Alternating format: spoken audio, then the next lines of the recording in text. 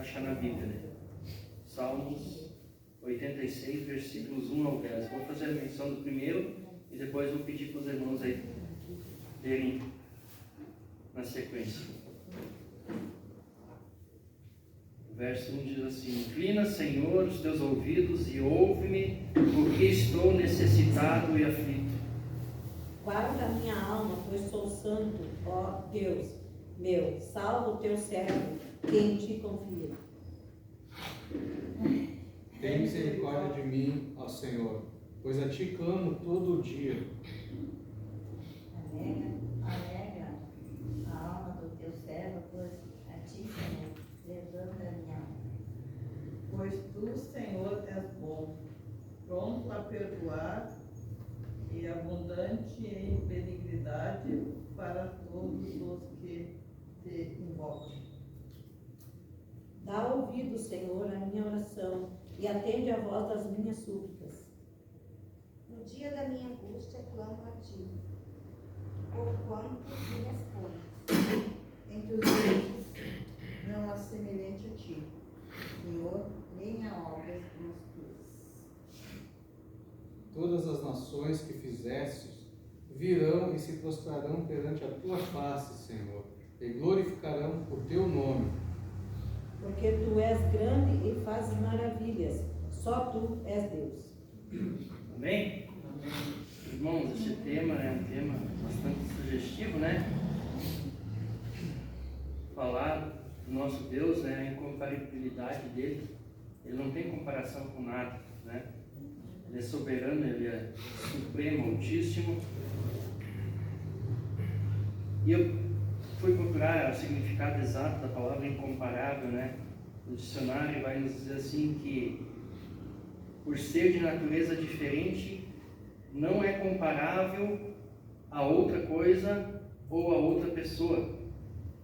E uma outra versão diz assim, que em virtude de suas qualidades, valor ou superioridade, não é comparável a nada ou a ninguém. Ele é único, excepcional. Amém? Esse é o nosso Deus, único e excepcional. Vamos ler também a introdução neste momento.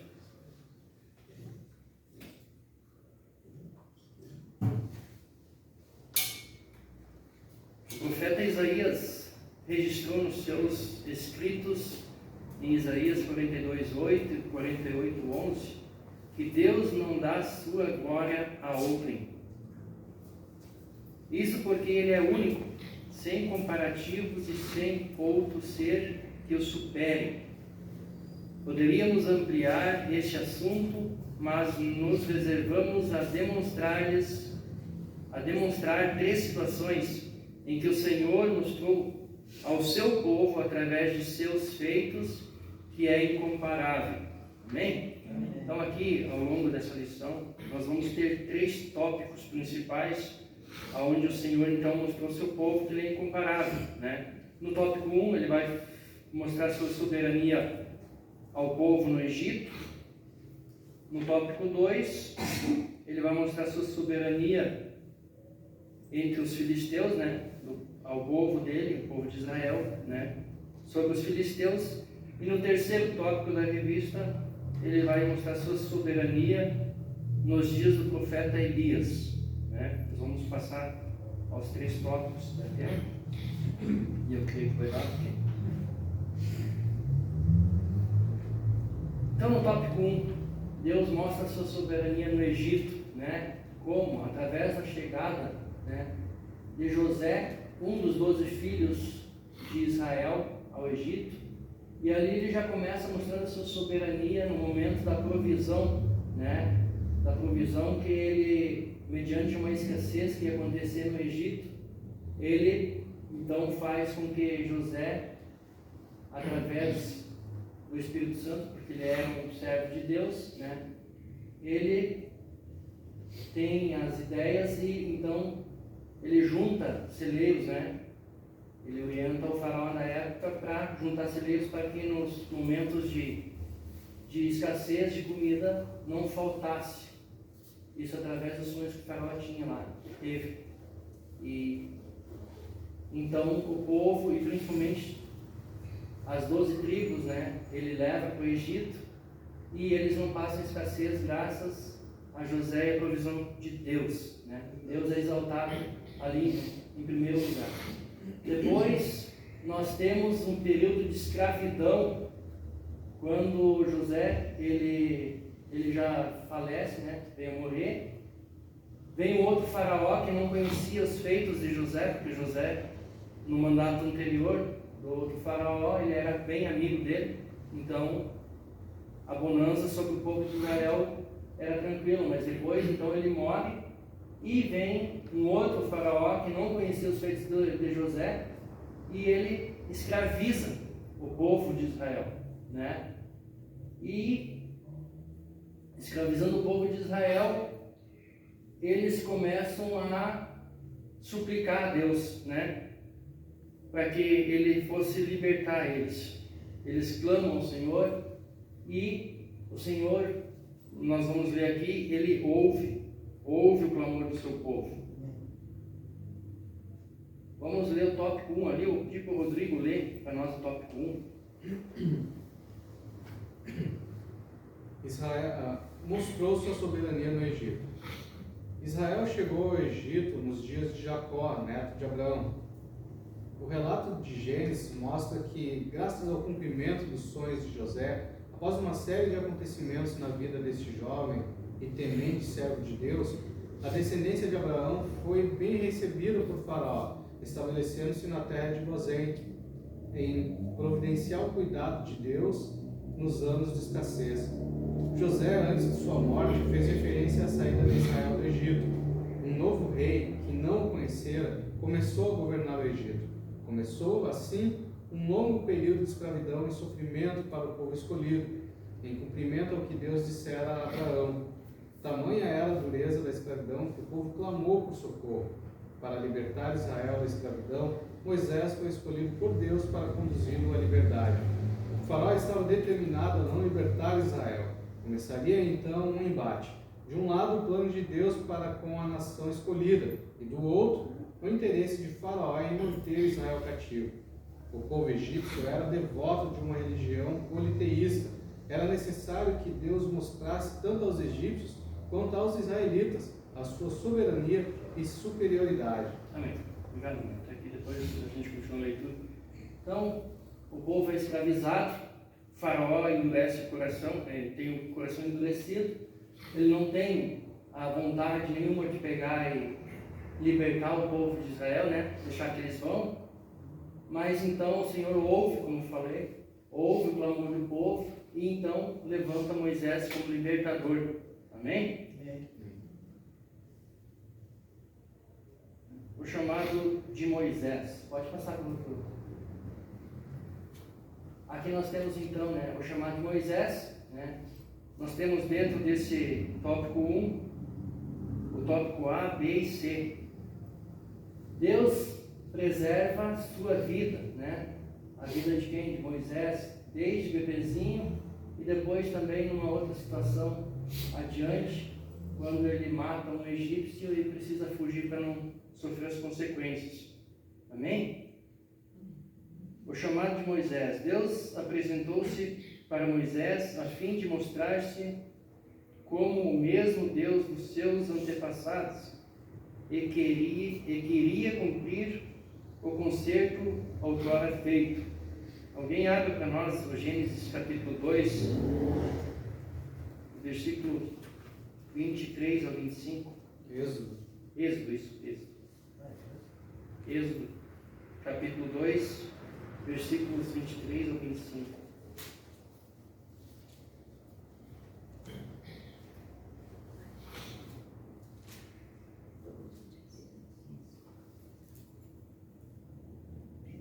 Posso ler? Pode ler. E aconteceu depois de muitos desses dias, morrendo o rei do Egito, que os filhos de Israel suspiraram por causa da servidão e clamaram. E o seu clamor subiu a Deus por causa de sua servidão. E ouviu Deus o seu gemido e lembrou-se Deus do seu concerto com Abraão, com Isaque e com Jacó. E atentou Deus para os filhos de Israel e conheceu os Deus.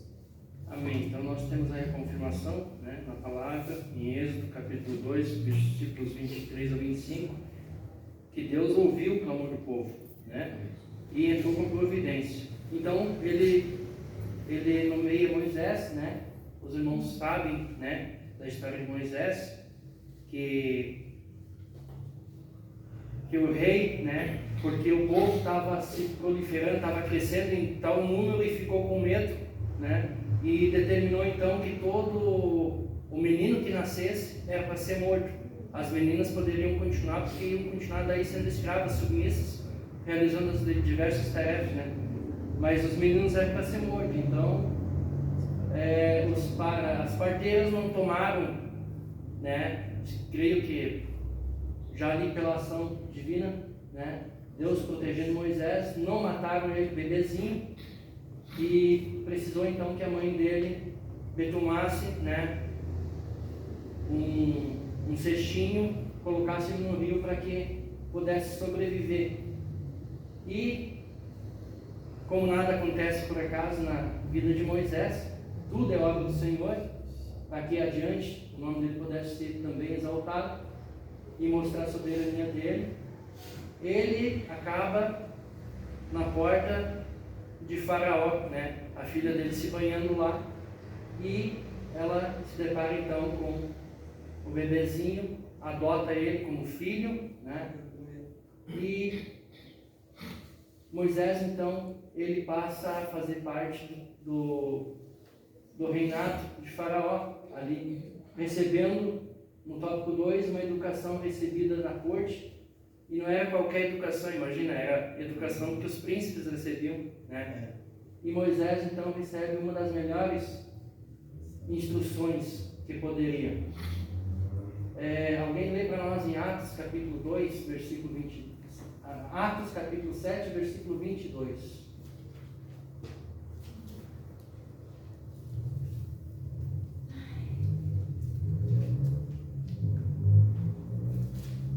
Moisés foi educado em toda a ciência dos egípcios e era poderoso em palavras e obras. Magnífico, né? Nada por acaso. E como a gente tem sempre ouvido, Deus, quando Ele escolhe, Ele quer dar o melhor para essa pessoa. Desde capacidade em todos os sentidos, né? Aqui também nós vemos ainda, então, o chamado de Moisés, como Deus vai se apresentar para Moisés, né? Através de uma forma milagrosa, através da sarça ardente, né? Que queimava, mas ela não se consumia. Isso está em Êxodo, capítulo 3, versículos 2 ao 5. Nós sabemos, como seres terrenos que somos, que qualquer coisa que está dentro do fogo queima. Mas quando o negócio é com Deus, é milagre, né? Assim como a sarça não queimou, né? Não se deteriorou por causa do fogo, a mesma coisa aconteceu com Sadraque, Isaque e Abdenego, né? Deus estava na jogada e eles não se consumiram, porque Deus estava cuidando. Amém? E em tudo isso o nome do Senhor é exaltado e glorificado. Aqui nós temos também o tópico C.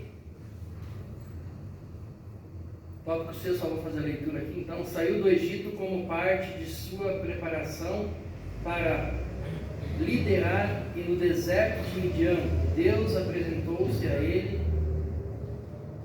no encontro real e maravilhoso, dando mostras do seu poder. Milagrosamente a sarça ardia e não se consumia.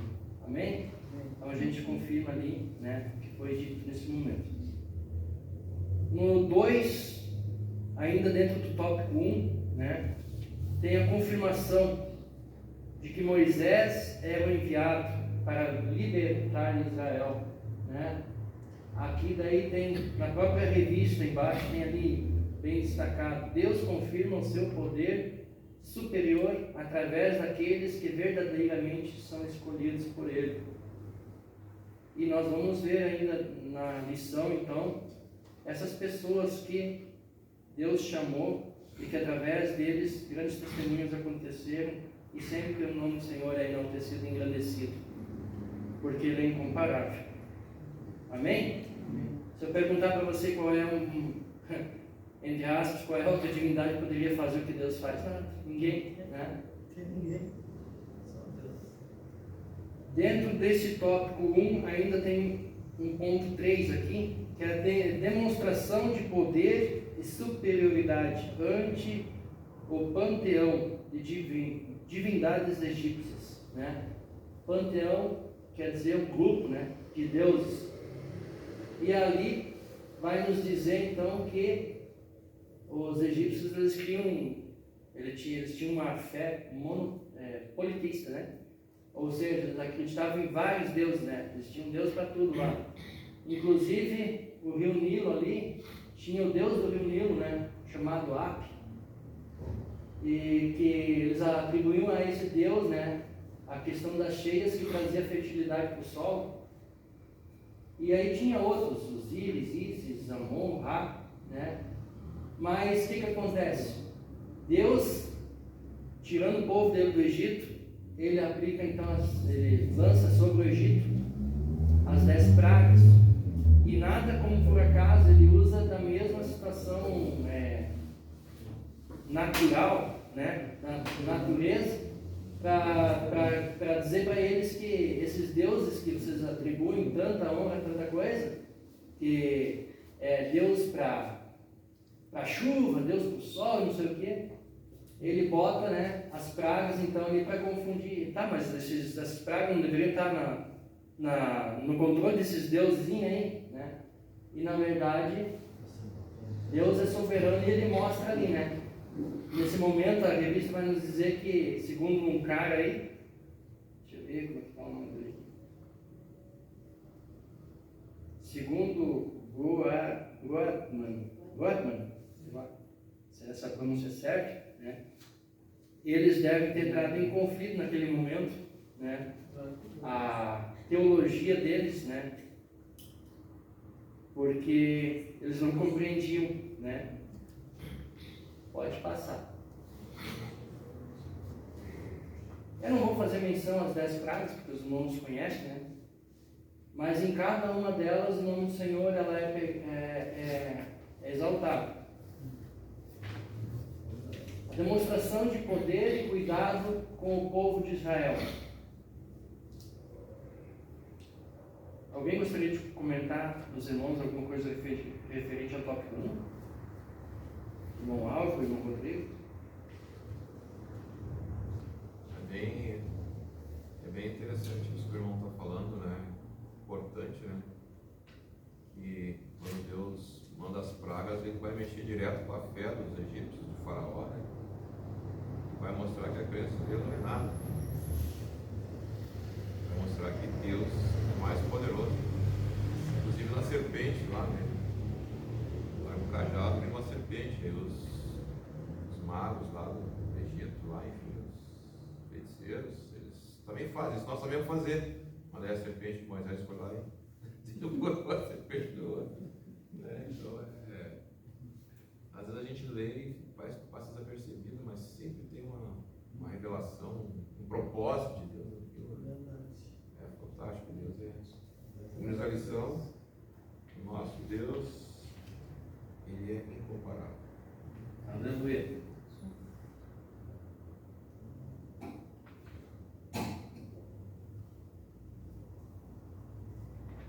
Ponto 4, ainda dentro do tópico 1, né? Vai nos falar sobre a demonstração de poder e cuidado para com o povo de Israel, né? Os irmãos que leram a Bíblia já e já estão cansados de ouvir pregações sobre isso. Durante todas as pragas que aconteceram no Egito, o povo de Deus não foi atingido por nenhuma das pragas, né? Deus sempre livrou o povo dele, né, das pragas, porque as pragas elas tinham um objetivo direto, né, de mexer com os egípcios e através disso exaltar a soberania do Senhor, né? Já no deserto, o Senhor também ele abriu o mar, né, o povo dele passar. Quando o faraó foi perseguir o povo no deserto, Deus colocou uma cortina, né, de fogo para que eles não pudessem alcançar o povo de Israel antes de passar. Depois também tinha a coluna de fogo para guiar o povo à noite. São coisas extraordinárias que o Senhor faz e fez, né? A nuvem, né, que evitava que eles fossem, porque imagina no deserto o sol escaldante, né? A nuvem servia para refrescar eles, né? Para eles não passar tanto calor assim. E fora a provisão de comida que o Senhor proveu, né? Através do maná, através da água que ele provia no deserto. Muitas vezes o povo estava sem água e ia lá, Moisés, né? Tirava da rocha, ou em mar também, onde eles acharam água, mas a água era amarga, né? Eles botam lá uma vara, né? Orientado por Moisés, que buscou inspiração e a água ficou boa, né? E até as roupas e calçados. As roupas e calçados que durante 40 anos se mantiveram, né? Às vezes a gente usa uma roupa aí um ano, 2, calçado também já era, né? Lá duraram mais de 40 anos e não precisavam gastar com isso, né? Deus é maravilhoso. Eu acho que eu consigo chegar, se eu viver, se eu consigo chegar nos 40 anos aí. No deserto é que é complicado, né? Mas tem umas que já devem estar com uns 20 e poucos aí, né? Mas não se gastaram? Estão batidos. Estão batidos. Não, imagina eles lá no deserto, né? Isso aqui é lavando, guardando, né? No deserto. Direto, né? No tópico 2, irmãos, mostrou a soberania entre os filisteus, né? Vamos fazer a leitura desse tópico. Pedir para o evangelista irmão Álvaro ler para nós então o tópico 2.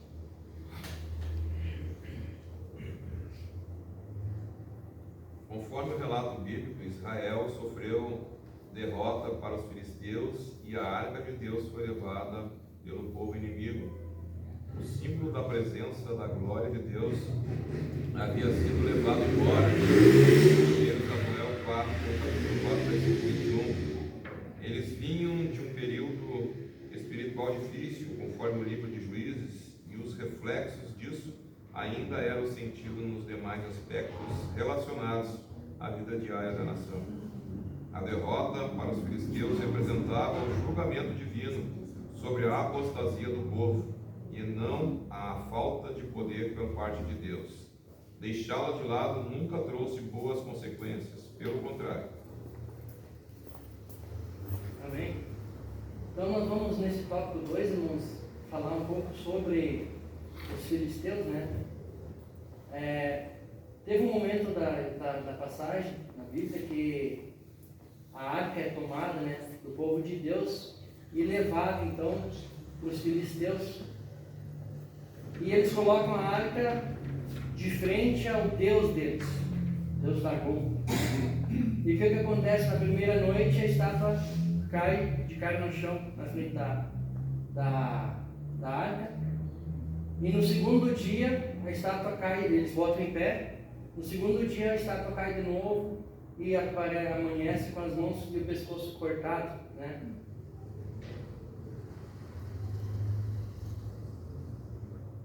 Alguém lê para nós em 1 Samuel, capítulo 5, versículo 3 e 4, para confirmar?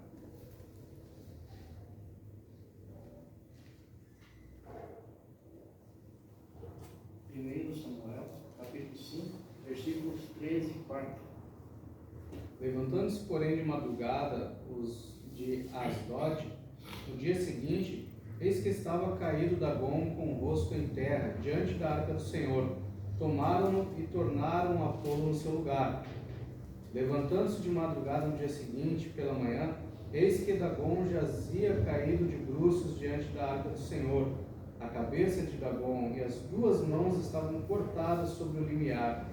Dele ficara apenas o tronco. Amém. O ponto 2, dentro desse tópico 2 aqui, vai nos dizer assim: quando a arca foi colocada ao lado da imagem de Dagon, né, Deus dos filisteus, a imagem deste amanhecer no primeiro dia caída. E depois vai dizer assim, um pouco mais abaixo, Dagon era o deus venerado pela sua relação com a vegetação cereal, podendo indicar a crença de que era quem abençoava as plantações. Entretanto, a superioridade do Deus de Israel foi notória, mesmo a nação estando em condições desfavoráveis naquele momento pela desobediência aos preceitos divinos. Ali vai dizer, né, que o povo estava desobediente, por isso que perderam a arca, né? Estavam passando por um momento de vida espiritual bem complicado, mas mesmo assim o Deus, né, que estava representado através da Arca da Aliança, né, é soberano e superior a qualquer outra coisa, né? Ainda mais um Deus, né, pagão. Tem aqui o juízo sobre os filisteus, né, a parte B, ainda na página 40. Juízo sobre os filisteus. Além de desmoralizar Dagon, Deus derramou juízo sobre o povo filisteu. Vai nos dizer ali que Deus colocou enfermidades sobre esse povo, né? Tanto que as enfermidades começaram a incomodar eles, que eles ficaram com medinho e resolveram devolver a arca da aliança para o povo de Israel, né? Também, então, Deus coloca gastrites ou úlceras, né? E hemorroidas, né? Nesse povo aí. E eles ficam, então, com medo e devolvem a arca. A gente já pode ainda, né, incluir nesse tópico sobre os filisteus a batalha de Davi contra Golias. Ainda que, entre aspas, não foi Deus que pelejou, foi Davi, mas usado pelo Espírito Santo de Deus, né? Então, os irmãos são conhecedores, né, que Davi pegou e matou Golias, o gigante, né, que botou medo em todo o exército de Israel, né? Mas quando Deus resolve guerrear, sai de perto. Deus é soberano. Interessante que desse Dagon, né, as mãos e a cabeça não estava quebrada, estava cortada. Não é assim, caiu e quebrou. Não, estava cortada. Isso eles puderam perceber, né? Com a pedra, né? Só a espada do Senhor. A letra C vai nos dizer aqui a devolução da arca, né? Em 1 Samuel 6, 1 a 21 vai dizer assim: a arca não podia limitar-se a um mero despojo ou amuleto para os filisteus. Diante de tanta evidência do poder de Deus, nos 7 meses em que a arca esteve em posse dos filisteus, foi tomada a decisão de devolvê-la ao povo de Israel. Ficou claro que não podia ficar com um objeto sagrado integrante do culto israelita e que não podiam endurecer o coração como os egípcios tinham feito outra hora, né? Outrora. Amém? O que concerne a santidade de Deus é exclusivo do seu povo, mas, mesmo assim, há que se observar o estabelecido por Ele para desfrutar da sua presença, das suas bênçãos e de comunhão plena. Amém? E no tópico 3, nós vamos também falar sobre Deus mostrando a soberania dele, né, em Israel nos dias do profeta Elias. É uma outra passagem bíblica muito conhecida, né? Eu gostava de ver o pastor Moacir pregar sobre essa passagem. Ele sempre dava uma enfatizada bem jóia, né? E vai nos dizer então que o profeta Elias ele está no monte, né? Vamos fazer a leitura aqui para mim. Quando ele diz que não choveria por anos e não choveu. Essa foi a primeira questão quando ele pegou, né, e mostrou o poder de Deus, né, na vida dele. ele profetiza então que não ia chover e não choveu mesmo, né? E depois também, naquela passagem, quando o culto a Baal toma grandes proporções, e acontece a passagem onde o profeta Elias promove então um duelo entre ele, né, ou seja, entre aquele que serve ao Senhor e os 400 profetas de Baal, né? Nós sabemos que tem aquela passagem lá no monte, né, onde então ele convoca, né, ele faz essa proposta aos 400 profetas de Baal e diz, né, para cada um levar sua oferta. Eles levantam cada um o seu altar, e então aquele a qual Deus responderia com fogo, né, consumindo o holocausto, a oferta, seria o Deus verdadeiro, né? E então a palavra vai nos dizer, né, que os profetas de Baal fizeram tudo isso aí e começaram a chamar por Baal, né? E nada acontecia, começaram a se bater, começaram a se arrancar os pedaços lá e nada do Deusinho deles escutar. Já quando Elias, então, ele levanta o altar, né? Ele coloca lá a sua oferta, sua oferenda, e para não restar dúvida nenhuma, ainda faz um valo ao redor do altar, enche de água, molha todo, né? Se fosse um não crente olhando, ele ia dizer que talvez pudesse ter sido gasolina, senão na época nem existia gasolina, mas a gente sabe que foi água.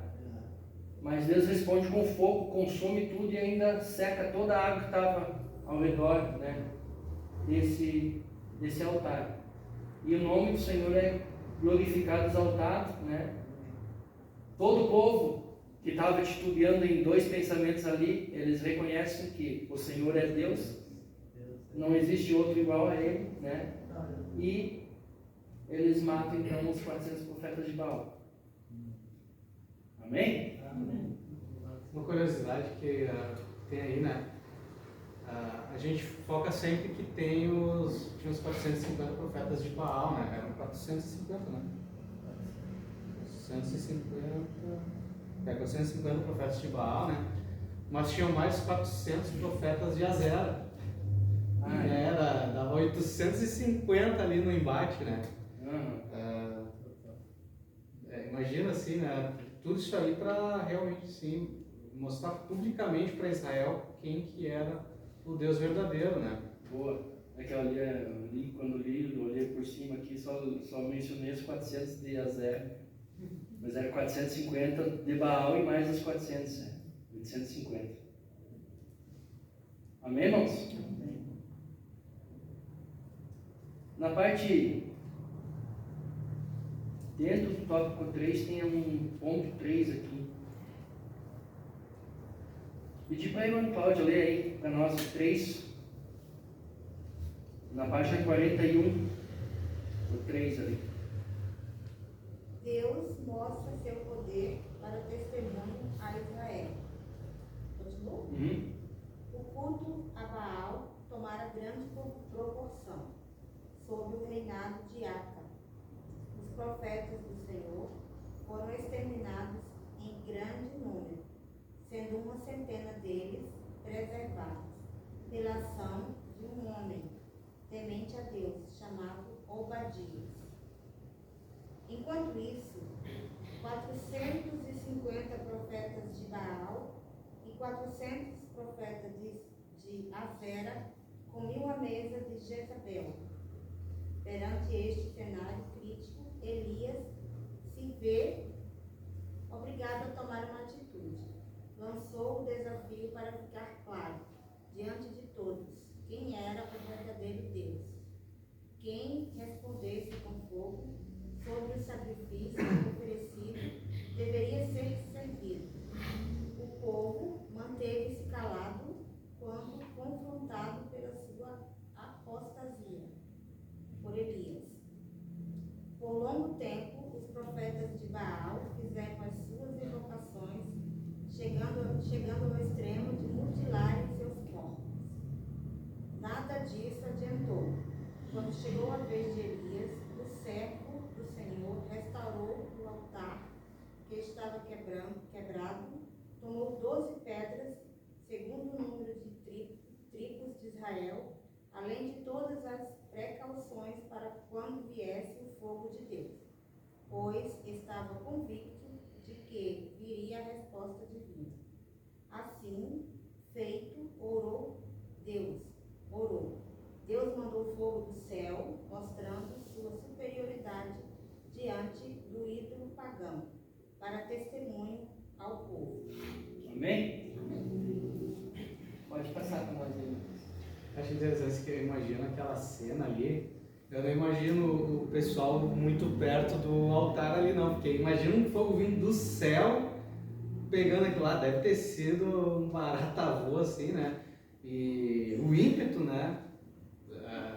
Pensando assim, o pessoal não devia estar muito perto ali não, porque na hora que bateu aquele fogo ali, deve ter dado um choque. Eu estava até pensando agora quando a Cláudia leu aqui, né? Que ele tomou todas as precauções. Não sei se a água que ele fez ao redor não era para não deixar o fogo se alastrar e queimar o pessoal ao redor ali. É mais impressionante ainda, porque o fogo ali, era tão intenso, não foi só um negocinho de tipo, ele explodiu. Não, ele consumiu, né? Evaporou toda a água que tinha ali, a intensidade daquele fogo, né?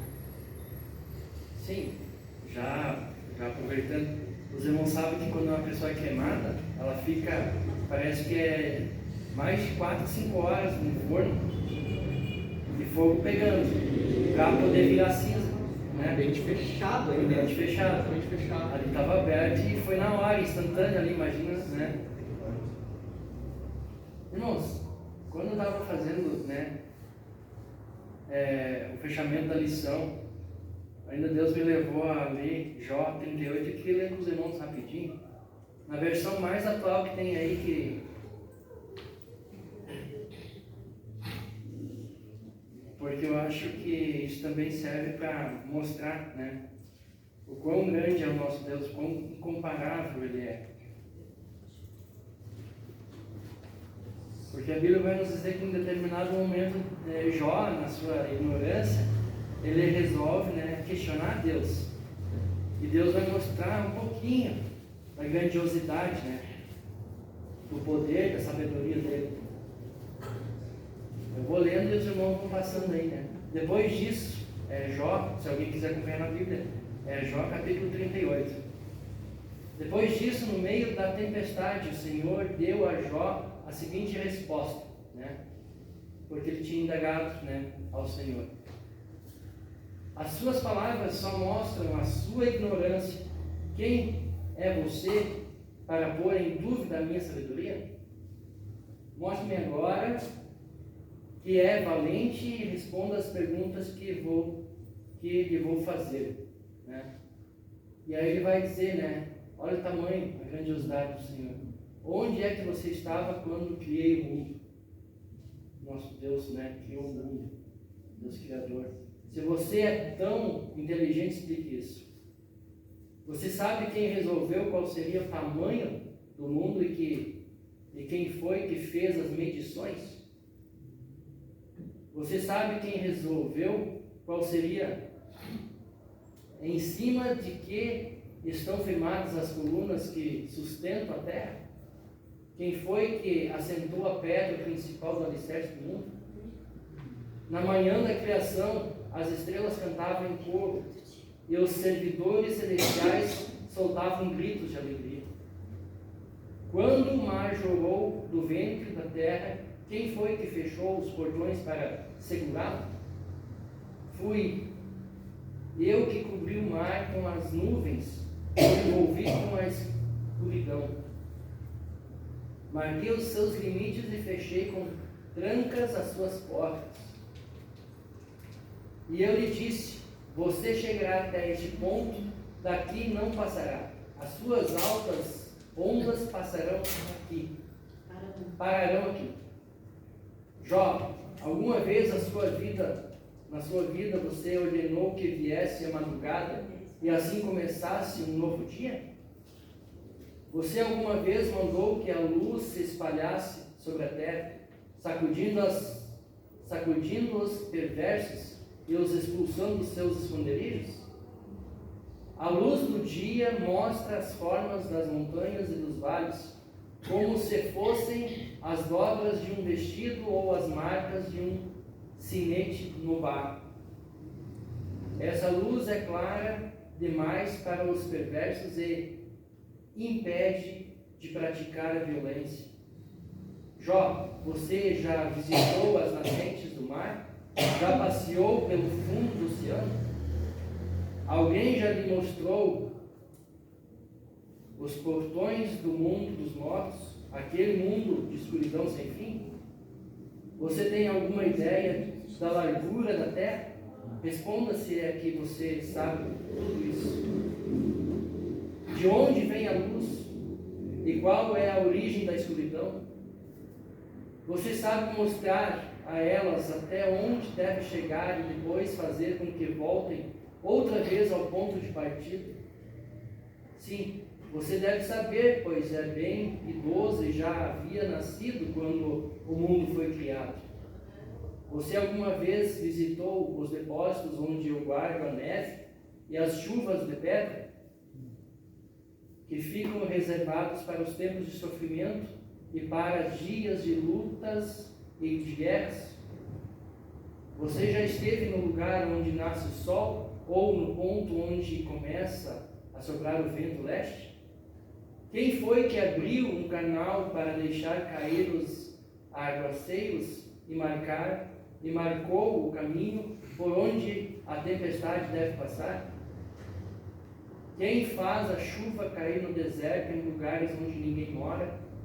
Quem rega as terras secas e despovoadas, fazendo nascer o capim? Será que a chuva e o orvalho têm pai? Quem é a mãe do gelo e da geada,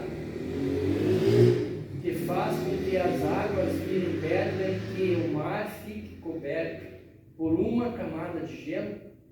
Será que você pode amarrar com uma corda as estrelas 7 cabrinhas, ou soltar as correntes que prendem as 3 Marias?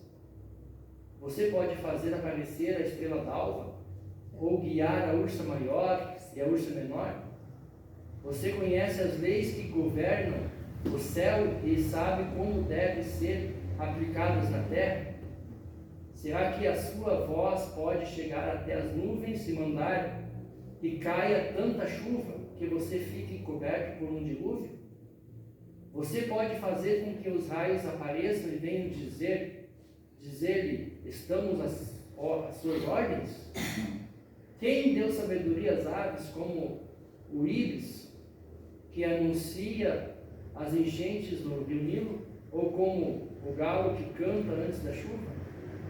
Quem é capaz de contar as nuvens? Quem pode derramar a sua água em forma de chuva? Que faz o pó virar barro, ligando os torrões uns aos outros?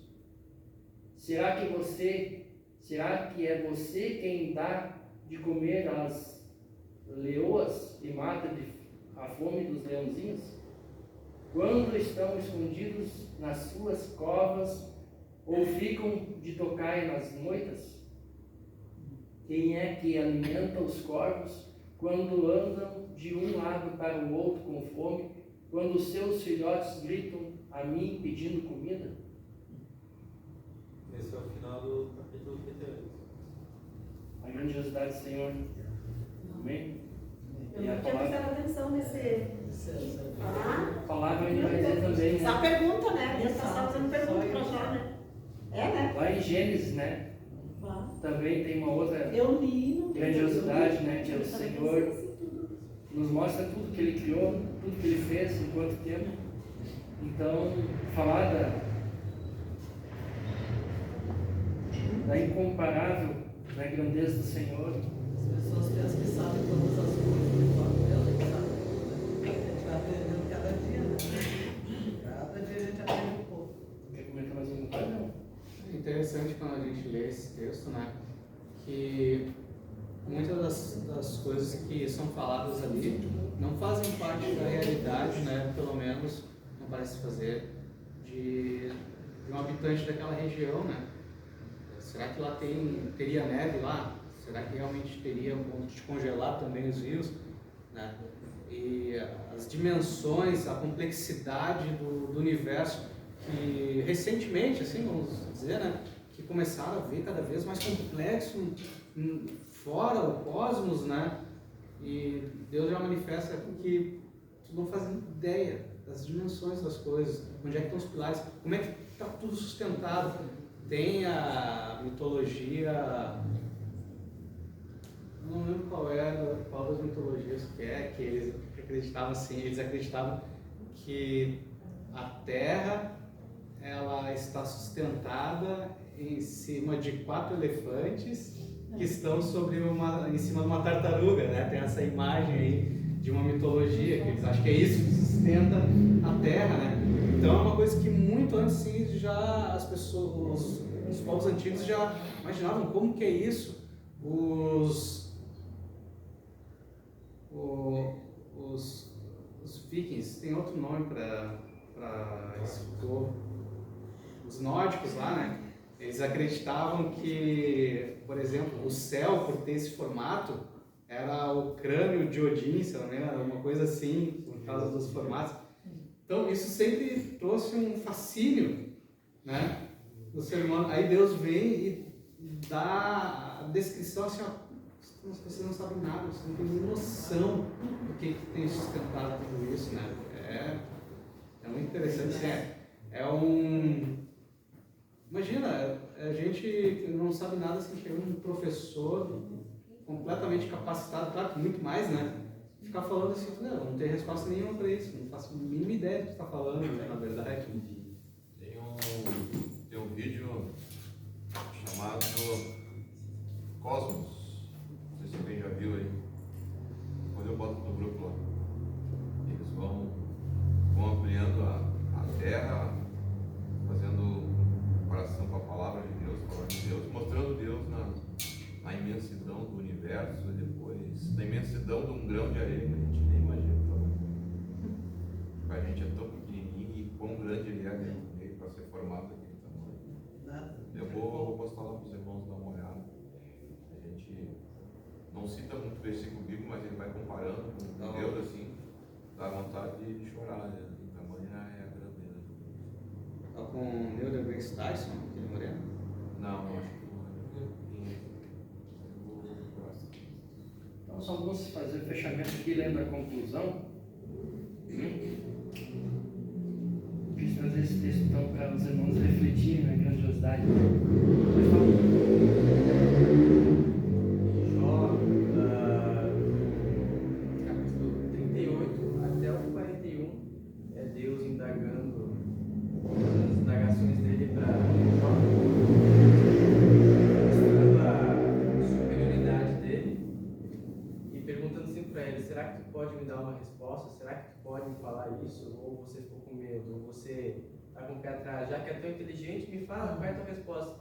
Aí chega no último capítulo de Jó, 42, versículo 2, essa é a resposta que Jó dá para Deus.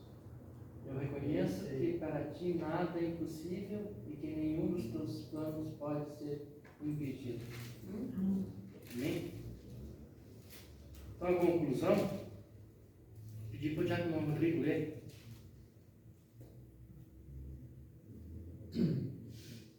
O que nos deixa perplexos é que, mesmo com tantas demonstrações de poder, glória e majestade, Israel mostrou-se sempre inclinado à obstinação em fazer a sua própria vontade e de seguir o seu próprio caminho, tendo de amargar duras consequências por tomar decisões contrárias a algum propósito de Deus.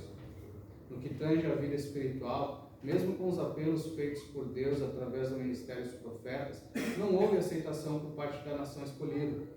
Continuaram obstinados, contumazes e rebeldes. Não houve jeito de se voltarem para Deus, até Ele permitir o cativeiro. Após serem derrotados pelos inimigos, Assíria e Babilônia, serem deportados para longe da sua terra, perderem a identidade nacional, no caso as 10 tribos de Israel, assim como a prática da vida religiosa no templo, etc., voltaram a reconhecer a soberania divina e o senhorio do Deus incomparável, que foram restaurados nos dias de Esdras, Neemias e Zorobabel, respectivamente, na restauração da vida espiritual dos muros e da cidade de Jerusalém e do templo, que, como igreja, povo escolhido nesta nova aliança, possamos temer a este Deus incomparável, vivendo em plena consonância com os preceitos de sua vontade. Conforme o irmão leu ali, né? Desde sempre Deus quis o povo dele bem juntinho dele, né? Mas aí tinha essa situação que eles pegavam e se afastavam. Ele permitia então que os inimigos, né, viessem sobre eles. Mas a vontade do Senhor sempre foi, né, ter o povo dele do ladinho dele. E que nós também, como igreja, possamos estar do ladinho do Senhor, né? Reconhecendo, né?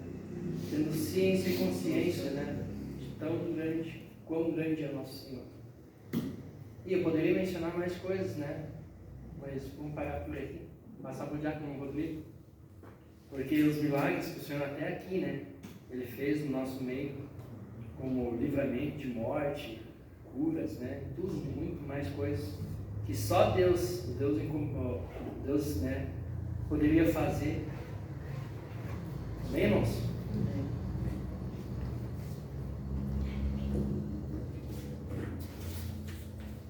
Vamos passar aqui, então, irmãos.